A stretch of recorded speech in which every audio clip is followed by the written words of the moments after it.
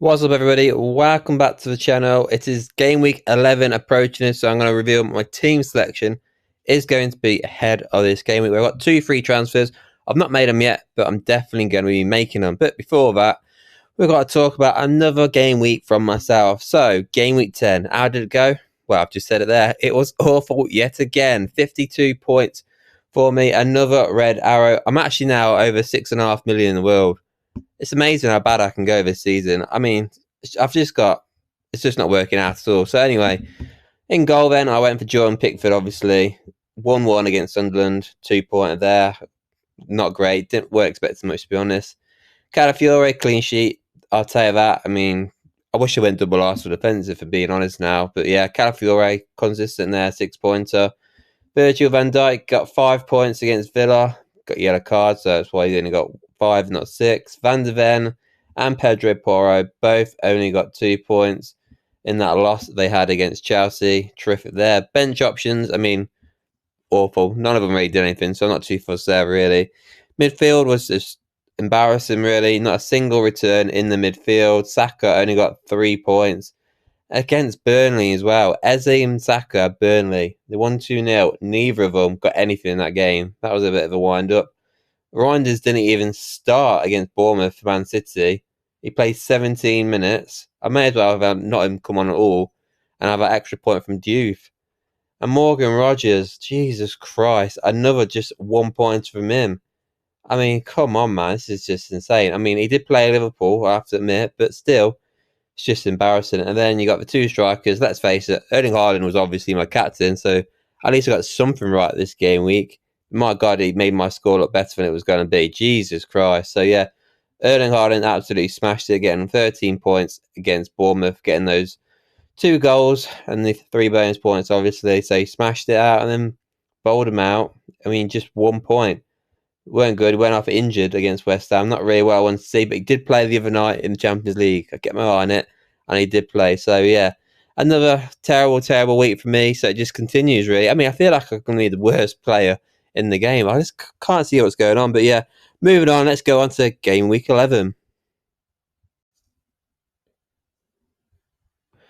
So starting off in goal for game 11 is obviously going to be Jordan Pickford, because I've only got one goalkeeper. Hermansen is still dropped for West Ham, even though he had a better fixture for this game week.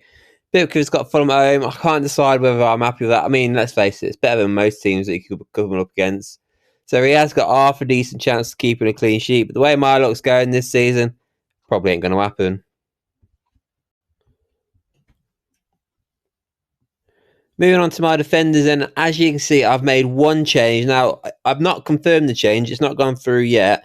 This is what I'm thinking about doing moving into game week 11, and that is taking one of the Spurs defenders out, which is going to be Pedro Porro, and bringing back, should I say, Reece James. Bit stupid, really, because no matter he'll get dropped again now.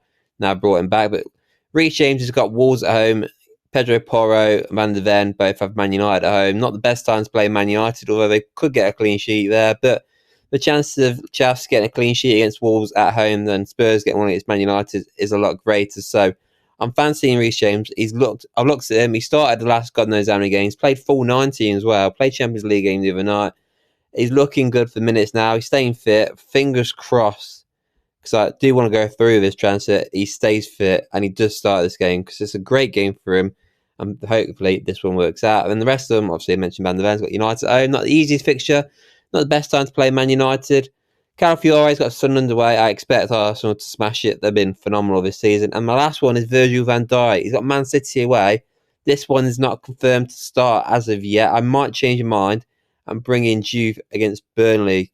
Obviously, Burnley at home, better than Man City away. But the fact that they kept a clean sheet against Real Madrid the other night is not helped me at all. That's made me really think, should I just stick with Virgil van Dijk? Because he might get, bonus points as well against Man City, because Man City, I assume, will have a lot of attack against Liverpool. So I like to think about still my defence. This is my favourite defence at the moment, but Juve could easily come in for Van Dijk before the deadline.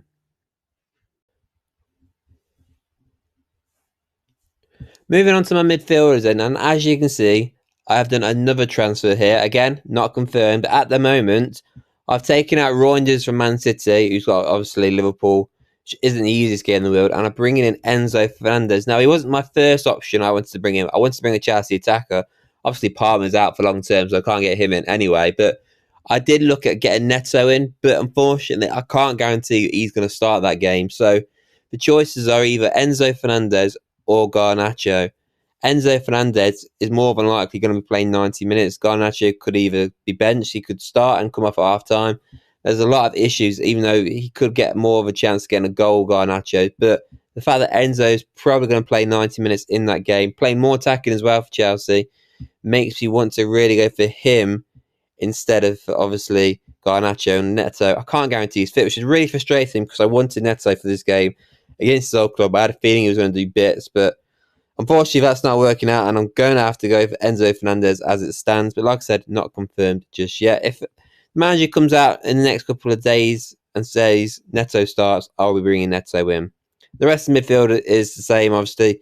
Drewsbury all stays on the bench, just not getting much from him. I could do with selling him. I was going to say Enzo then. Eze, Sunderland, and Saka got Sunderland away. Hopefully, these two do better. I'm going to say now, at the moment, Saka's looking like he's going to be my captain for this game week as well. Because obviously, with what's going on with Man City, Liverpool, I'm favouriting an Arsenal captaincy. And then Morgan Rogers got Bournemouth at home. I don't know what to think of this fixture. Bournemouth's phenomenal this season.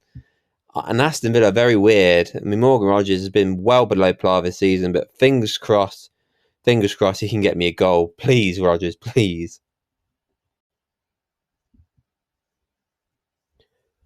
And that leaves me then with my front two. Of course, it's going to be the front two than it was previous game week. There's no chance I'm bringing a Chelsea player I don't play on. So Erling Haaland, Liverpool at home, that's going to be a tough fixture. Although I wouldn't be surprised if he does score, to be fair. But like I said, Sunderland away or Liverpool at home, who would you rather captain? Not looking at who the teams are, you'd go for Sunderland away, really. Even though Sunderland are absolutely smashing it this season, might I add. So yeah, Haaland's up front, obviously, and Voldemade, or whatever he is going to be starting as well. He started the other night for Newcastle in the Champions League against Bilbao. So it makes me more comfortable about this going into this weekend, having him as my striker. I was worried. He was potentially going to have to take a -4 to get rid of him, because otherwise, I mean, I could have started Drewsbury, to be fair, but yeah, it wasn't looking good. He's got Brentford away. It's not a bad fixture, to be fair. I mean, ideally, I prefer it St. James's Park, but it is away from home, so fingers crossed he can get a couple of goals, because I really need the points. At the minute, I am drowning over here.